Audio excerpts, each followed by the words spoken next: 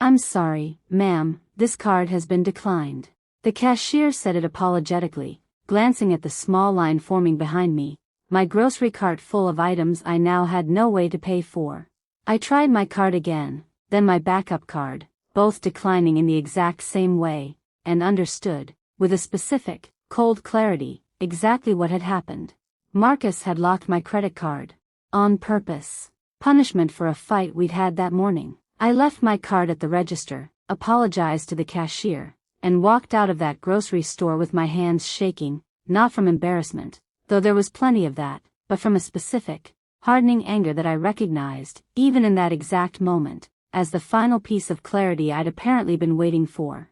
I drove straight to my bank. 2 hours later, I walked out with something Marcus never once imagined I actually had: complete, independent financial security, entirely separate from anything he could control, restrict, or take away from me. My name is Isabelle. I've been married to Marcus for 7 years, and I want to be honest about the specific, gradual pattern that led to that grocery store humiliation. Not a single dramatic incident, but a slow, accumulating pattern of financial control that I'd spent years quietly, uncomfortably normalizing. Marcus managed our household finances almost entirely, an arrangement that started reasonably enough early in our marriage. He'd worked in finance, understood budgeting and investing more thoroughly than I did at the time, and it made practical sense, initially, for him to handle the bulk of our financial planning while I focused on building my own freelance graphic design business. The arrangement gradually shifted, over years, into something considerably less balanced. My income from my growing design business went directly into our joint account, which Marcus controlled almost entirely. I had a credit card in my own name, but it was tied to that same joint account, subject, I would eventually understand, to restrictions Marcus could impose at any time, for any reason, without needing to consult me first. The fight that morning had started over something relatively small: my decision to accept a significant new client contract without discussing it with Marcus first, a project that would require me to travel for a week, something Marcus felt entitled to weigh in on given our shared financial planning, despite the fact that the income from that contract would be entirely mine, earned through my own business. "You don't get to just make unilateral decisions like this," Marcus said, his voice carrying the specific, controlled anger I'd learned to recognize over years of marriage. "We're a partnership, Isabelle. Major decisions need to be discussed together. It's my business, Marcus. My clients, my schedule, my income. I don't need your permission to accept a project. You need my input, at minimum, given how our finances actually work," he said. "You seem to conveniently forget that every dollar you earn goes into an account I'm managing responsibly for both of us." I left for a scheduled client call shortly after that exchange, the argument unresolved, tension still simmering between us. I had no idea, walking out that door, that Marcus had decided, in the hours that followed, to make a specific, punishing point about exactly how much control he actually held over my financial life. I want to describe what that grocery store moment actually revealed to me, beyond the immediate humiliation of a declined card in front of strangers. It revealed, with a clarity I'd been avoiding for years, exactly how vulnerable I'd allowed myself to become, a woman running a genuinely successful design business, earning real, substantial income, and yet entirely subject to my husband's whims regarding basic access to money I'd personally earned. I sat in my car in that grocery store parking lot for several minutes, feeling the specific, disorienting mixture of humiliation and clarifying anger settling into something more focused, more decisive. I thought about the business account I'd quietly, deliberately maintained separately from our joint finances over the past 2 years, a decision I'd made initially for tax purposes, at my accountant's suggestion, that I now understood represented something far more significant than simple financial organization. I thought about the small, consistent savings I'd been building in that separate account, money Marcus didn't fully know existed, set aside gradually, almost instinctively, from client payments that occasionally arrived slightly outside our usual joint account routing process. I started my car, and drove directly to my bank, understanding, with real clarity, exactly what I needed to do in the following 2 hours. I arrived at my bank about 20 minutes after leaving the grocery store, still shaking slightly, though the specific, hardening clarity I'd felt in the parking lot had settled into something more focused with every mile of the drive. I met with a branch manager named Patricia Osei, a calm, thorough woman who listened carefully as I explained the situation. My joint credit card locked without warning, my business income routed primarily through an account my husband controlled, my growing understanding that I'd allowed myself to become far more financially vulnerable within my marriage than I'd ever consciously intended. I need to understand my actual options here, I told her. I have a separate business account I've maintained for about 2 years, but I need to understand exactly what protections and access I actually have, and what I need to do immediately to make sure I'm not vulnerable to this kind of situation happening again. Patricia pulled up my accounts carefully, walking me through the details with a specific, patient thoroughness I was grateful for, given how disoriented I still felt. Your business account is entirely separate from your joint account with your husband, she confirmed. You have full, sole ownership and access. The balance is actually more substantial than you might realize. I'm showing just over $31,000, accumulated over the past 2 years. I felt something in my chest loosen slightly, hearing that number stated clearly, concretely, by someone whose job it was to understand exactly what resources I actually had access to. I need to open a completely new personal checking account, I told Patricia, entirely separate from anything connected to my husband, and I need to understand how quickly I can transfer a portion of my design business income into that new account going forward, rather than continuing to route everything through our joint finances. We can open that account today, right now, Patricia said. I'd also recommend, given what you've described, discussing your situation with a family law attorney fairly soon, particularly regarding how your business income has been commingled with joint marital funds over the past several years. That commingling could complicate things if you're considering separation, and the sooner you understand your actual legal position, the better equipped you'll be to make informed decisions. I sat with that suggestion for a moment, understanding, with a specific, clarifying honesty, that separation wasn't simply a hypothetical possibility I was vaguely considering.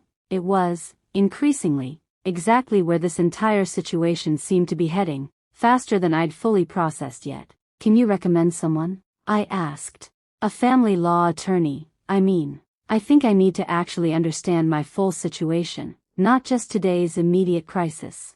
Patricia gave me a card for an attorney her bank frequently worked with on matters involving business owners navigating complicated marital financial situations, and I called that attorney's office directly from the bank's small consultation room, securing an emergency same-day appointment given the specific urgency I described. I opened the new checking account within 20 minutes, transferring a portion of my business savings into it immediately, establishing, for the first time in years, a genuinely independent financial foundation entirely outside Marcus's control or knowledge. I want to also ask about our joint accounts, I told Patricia. I need to understand what access I currently have to those funds, and whether there's anything I need to know about protecting my interests there, given what happened this morning. Patricia walked me through the joint account structure carefully, confirming that despite Marcus's apparent belief that he held sole practical control, I actually retained full, equal legal access to those funds as a co-owner, a detail I hadn't fully understood or exercised in years of deferring to his management of our shared finances. He locked your individual card, Patricia clarified, but the joint account itself remains equally accessible to you, legally. You have every right to transfer funds, make withdrawals, or take whatever action you deem appropriate regarding money in that joint account, regardless of whatever restrictions he's placed on your specific card. I felt something shift in me, hearing that, understanding, with real clarity, that Marcus's punishing gesture that morning had been built on a fundamental misunderstanding of his own actual authority, one I'd allowed to persist for years simply by never testing or asserting my equal rights within our shared finances. I left the bank and drove directly to the attorney's office, my 2-hour window narrowing but my clarity only sharpening with each new piece of information I was gathering. The attorney, a direct, experienced woman named Renata Castillo, listened carefully as I explained the full situation. 7 years of gradually escalating financial control, the specific incident that morning, and my newly clarified understanding of my actual legal rights within our marriage.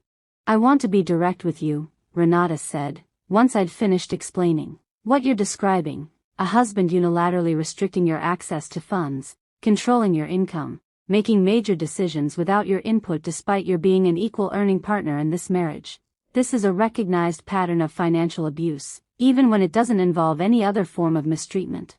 I want you to hear that clearly, because I think it matters for how you understand what's actually happened to you over these past several years. I sat with that framing for a long moment, feeling something in me both resist and recognize the accuracy of it. I don't think Marcus sees himself as abusive, I said slowly. I think he genuinely believes he's just being responsible with our shared finances. That's actually very common, Renata said.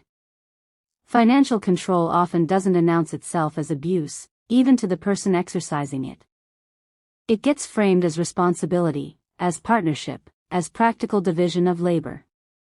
But the effect, a spouse unable to access money they've personally earned, subject to punitive restrictions without their consent, is genuinely serious, regardless of how it's framed internally by the person controlling it. What are my actual options here? I asked, needing concrete, practical guidance rather than simply an accurate diagnosis of the situation. Renata walked me through several paths clearly, continuing the marriage with a formally renegotiated financial arrangement, involving genuine, enforceable changes rather than simply a verbal promise to do better, a formal separation while working through those same financial issues with more structure and legal protection, or proceeding directly toward divorce, given the severity of what I described. I don't think you need to decide today which of those paths you're taking, she said. What I do think you need today is protection, making sure your business income and personal financial security aren't vulnerable to further unilateral control while you take the time to actually think through what you want long-term. That's exactly what you started doing at the bank this morning, and I'd encourage you to continue building on that foundation, regardless of which direction you ultimately choose. I appreciated that framing, genuinely.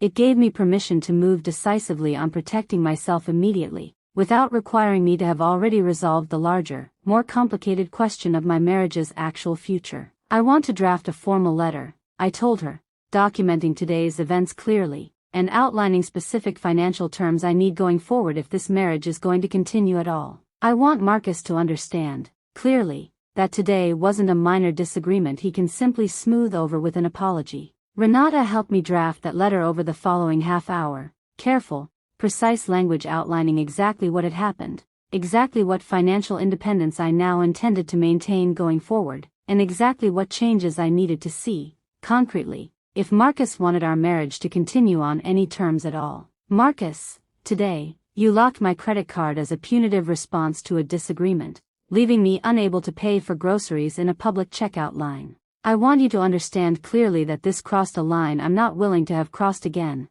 under any circumstances. I've spent the past 2 hours taking concrete steps to protect my own financial independence, opening a separate account, consulting with an attorney, and clarifying my actual legal rights regarding our joint finances, rights I understand now I've been underutilizing for years out of a mistaken deference to your management of our shared money. Going forward, I need my business income to remain entirely in my own control. I need any joint financial decisions to be genuinely mutual, not something you decide and then inform me of afterward. And I need you to understand that today's action has fundamentally changed how I understand the safety and equality of our marriage. I'm willing to have a real conversation about what comes next, but only once you've had time to sit with the full seriousness of what you did today, rather than treating it as a minor overreaction on my part. I want to describe how Marcus responded when I finally called him, about an hour and 45 minutes into that intense, decisive afternoon. My new bank account secured, my attorney consultation complete, the formal letter drafted and ready to send. Isabelle, where have you been? I've been trying to reach you for hours. His voice carried genuine confusion, apparently having expected some version of tearful apology or capitulation, rather than the calm, decisive woman actually calling him. I've been at the bank, and then meeting with an attorney, I said, my voice steady in a way that surprised even me. I need you to listen carefully, Marcus, because I'm only going to say this once. What you did this morning, locking my card as punishment, leaving me humiliated in a public checkout line, that was a genuine violation of trust in this marriage, not a minor disagreement you can smooth over. I've spent the past 2 hours making sure it can never happen again, regardless of what you decide to do with that information. There was a long silence on the line after I finished speaking, and when Marcus responded, his voice carried a mixture of defensiveness and genuine, dawning alarm that told me he was only now beginning to understand the actual weight of what he'd done that morning. Isabelle, you're overreacting, he said, though his voice lacked the earlier confidence I was used to hearing from him. It was one card, over one disagreement. I was going to unlock it tonight anyway, once we'd both had time to cool down. You didn't need to run off to a lawyer over something this small. That's exactly the problem, Marcus, I said. You genuinely believe this was small. You believe restricting my access to money I personally earned, without discussion, without warning, as a punitive measure during a disagreement, is a reasonable, minor thing a husband does when he's frustrated.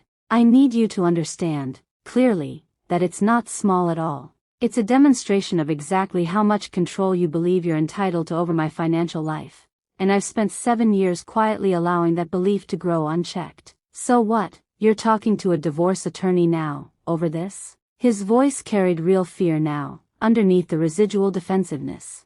I talked to a family law attorney about my rights and my options, I said. I haven't decided yet exactly what those options mean for our marriage's future. What I have decided, clearly and permanently, is that my financial independence is no longer something you have the ability to threaten or restrict, regardless of how our conversation about the rest of our marriage eventually unfolds. I want to describe the conversation we had that evening, once Marcus came home, because I think the specific shape of it mattered for understanding where things actually stood between us going forward. I need you to actually understand what today revealed, I told him, sitting across from him at our kitchen table, the same table where we'd shared 7 years of ordinary, unremarkable meals. This wasn't really about one locked credit card, Marcus.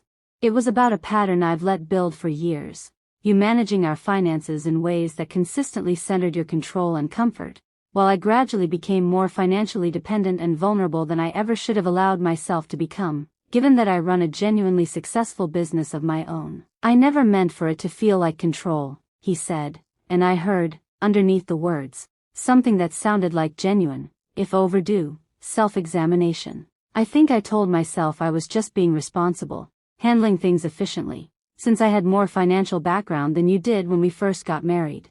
I didn't think about how that dynamic might have calcified into something more restrictive over time, especially once your business started doing so well on its own. I need you to sit with that honestly, I said. Not just apologize for today's specific incident, but actually reckon with 7 years of a financial dynamic that left me, a successful business owner, standing in a grocery store checkout line, humiliated, because you decided, unilaterally, to punish me by restricting money I personally earned. Marcus was quiet for a long moment, and when he spoke again, his voice carried a rawness I hadn't heard from him in years. I think I need to actually understand why I did that today, he said. Not just apologize and move on, but genuinely figure out why my instinct, in the middle of a disagreement, was to restrict your access to money, rather than just having an honest, difficult conversation with you directly. I think that's a real and important question, I said. I don't have the answer for you. I think that's work you need to do yourself, probably with real professional help, if we're going to have any chance of rebuilding genuine trust and equality in this marriage. Are you leaving? He asked directly, his voice carrying real fear now, underneath the question.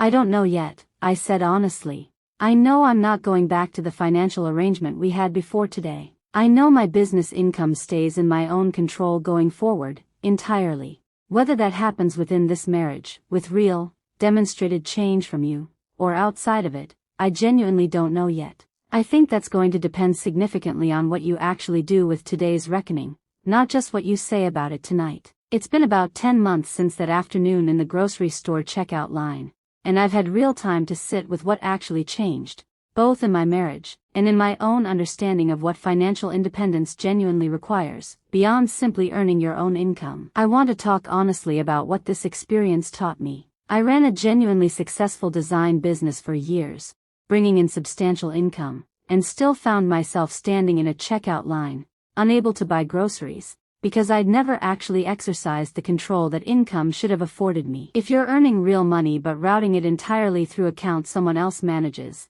I'd encourage you to ask yourself honestly whether you actually hold the practical authority your income should represent, or whether you've simply assumed that authority exists without ever testing it. Marcus didn't become controlling overnight, through some single, obviously abusive decision. It happened gradually, through years of reasonable-sounding arrangements that slowly calcified into something far more restrictive than either of us fully examined at the time. I think that gradual quality is exactly what makes this kind of pattern so difficult to recognize from inside it. Each individual step seems minor, practical, even loving, right up until the cumulative weight of all those steps reveals itself in one specific, undeniable moment. I want to be honest that I didn't drive to that bank already certain I was ending my marriage. I drove there certain, only, that I needed genuine financial protection, regardless of what I eventually decided about our relationship's future. I think that distinction matters. You don't need complete clarity about your relationship's ultimate outcome in order to take immediate, decisive steps protecting your own financial security. Those two processes can happen on entirely separate timelines.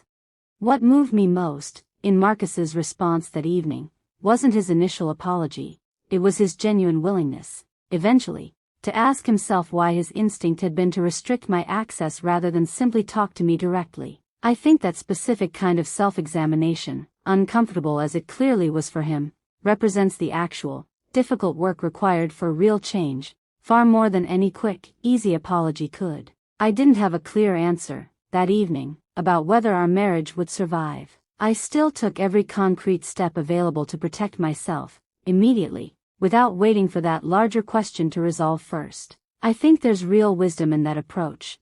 Clarity about your immediate needs doesn't require having already resolved every larger uncertainty. Marcus and I are still together, working through genuine couples counseling, along with his own individual therapy specifically addressing the control patterns that led to that morning's decision. I want to be honest that our marriage today looks considerably different than it did a year ago.